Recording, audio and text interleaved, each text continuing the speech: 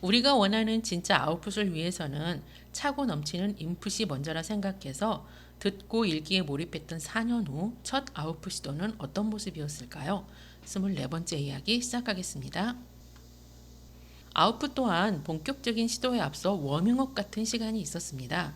본래는 본격적인 아웃풋 계획이 5년 차에 들어서는 5학년이었는데 학교 행사와 복잡하게 얽혀 5년 차까지 인풋 시기가 되었고 단지 워밍업 정도의 아웃풋을 혼자 시도했지요. 아이의 혼자 노는 방법 중 하나로 연습장 가득 영어 낙서가 잦아졌고 자신이 만든 어설픈 게임의 시작부터 끝까지의 매뉴얼을 더 어설픈 영어로 써놓기도 했던 때였지만 정확한 어휘나 문장을 사용해서 자신의 생각을 논리적으로 전개하기에는 우리말도 서툰 시기였습니다. 영어로 일정한 틀을 갖춘 라이팅 기대는 욕심이라 생각했지요. 쓰기 첫 시도는 글자 수나 형식에 구애받지 않고 편하게 혼자 쓰는 영어 일기였습니다. 문법이나 문장 구조는 서툴러도 고쳐주는 사람 없으니 틀리는 것에 대한 부담 없이 드는 생각 그대로를 글로 쏟아내는 1년이었지요. 그렇게 보낸 시간 덕분에 표현하고자 하는 것을 영어로 마구마구 마음껏 써내려가며 생각 그대로를 영어로 표현하는 것에 망설임 없는 힘을 얻을 수 있었습니다. 스펠링이나 문법을 비롯해서 그 어떤 수정 보완도 시도하지 않았습니다. 읽어보면 무슨 말을 하고 있는 건지 알 수 있지만 고쳐야 할 부분이 많았을 겁니다. 하지만 우리 부부 누구도 그럴 만한 영어 능력자가 아니었고 전문가의 도움을 받아 첨삭을 받을 만큼의 수준 있는 라이팅 실력도 아니었지요. 써놓은 것 그대로 차곡차곡 쌓아놓기만 했습니다. 솔직히 고백하자면 아이가 써놓은 영어 일기 처음 몇 번을 제외하고는 엄마가 찬찬히 읽어보지도 않았었네요. 엄마나 아빠가 영어를 잘해서 아이의 영어 일기에 이렇게 저렇게 손을 댔다면 어땠을까요? 스펠이나 문법은 조금 다듬어졌을지 몰라도 틀리는 것 걱정 없이 쓰고 싶은 것을 마음껏 써내려가기 힘들지 않았을까요? 수정, 첨삭을 하기 시작해서 잘못 쓴 문장을 자꾸 지적한다면 쓰기 자체가 싫어질 수도 있다고 엄마 영어 못하는 거 이렇게 어거지로 위로했었네요. 수정 첨삭은 없었지만 차츰 스스로 발전해가는 아이의 영어 일기, 책에 사진으로 담아놓았지요. 5년차 학년 초의 일기는 손글씨였지만 얼마 안 돼 워드 프로그램 이용했습니다.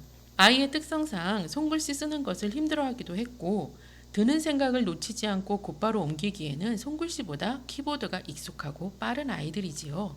굳이 정성 들인 손글씨를 욕심부릴 세대는 아니다 생각했었네요. 대신 영어 타이프하는 법을 정석으로 가르쳤습니다. 오래지 않아 한글 타이프 못지않은 속도로 생각을 놓치지 않는 영어 타이핑이 가능해졌지요. 아웃풋의 또 한 가지 말하기는 어땠을까요? 5년 차에 들어서니 받아주는 사람도 없건만 스스로 의식하지도 않는 것 같은데 이 시기 아이의 혼잣말 모두가 영어였습니다. 말 안 되는 중얼거림이 아니라 혼자만의 상상놀이에서 상황에 맞는 제대로 된 문장이었지요.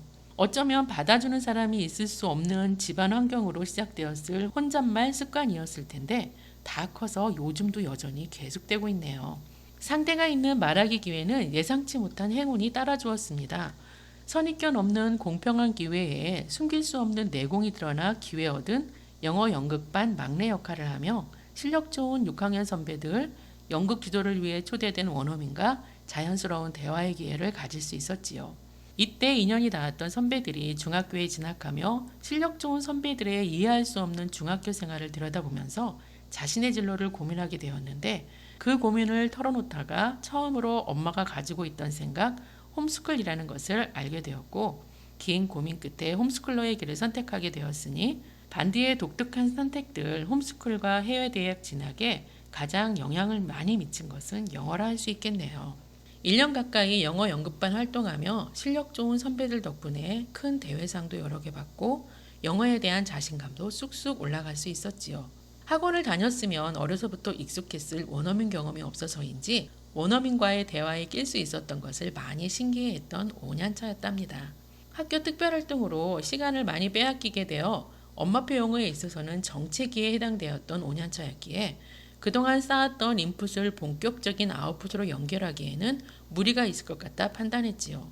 그래서 전문가의 도움이 필요한 제대로 아웃풋 시기를 1년 뒤로 미루고 5년차 혼자 시도했던 아웃풋 워밍업, 누리보듬의 엄마표 영어 24번째 이야기였습니다. 감사합니다.